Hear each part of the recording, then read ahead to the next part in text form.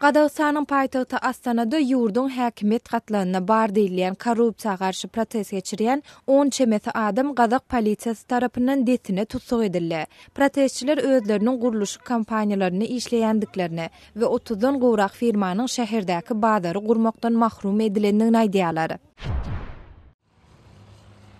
Gürcistanyň Goranmak ministrligi paýtag Tbilisiniň çetinäki harby bazanyň golaýynda tanklaryň harby türgenleşigini geçirmek üçin niýetlenen täze dethanyň açylyş dabarasyna amal aşyrdy. Bu detha şu aýyň dowamynda açyljak NATO'nyň täze türgenleşik merkeziniň bir bölegidir. Bu dethada NATO'nyň işgärleri öz hyzmatdaş ýurtlarynyň şol sanda Gürcistanyň harbylaryna türgenleşik çärelerini geçirerler. Gürcistanyň NATO agza bolmak tagallalary onuň 2008-nji ýylda Russiýa bilen arasynda bolan konfliktden soň togtady.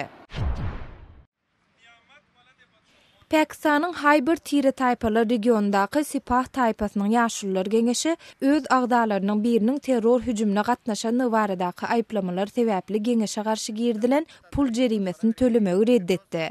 Pakistanyň resmileri Laşkary Islam söwüşçü toparyna garşy geçirilen operasiýalar döwründe Pakistanyň harby güýçlerine bolan adam ýetkileri bilen ilteşikli gurrun edilýän geňeşe garşy 120 000 Amerikan dollary möçerini pul jerimesini girdipdi. Sipah taýpasynyň ýaşullar geňeşi pul jerimesiniň tölenmegine garşy ses berdiler. Siz Azatlyk radiosynyň şunky täzelikleri bilen tanyş boldyňyz.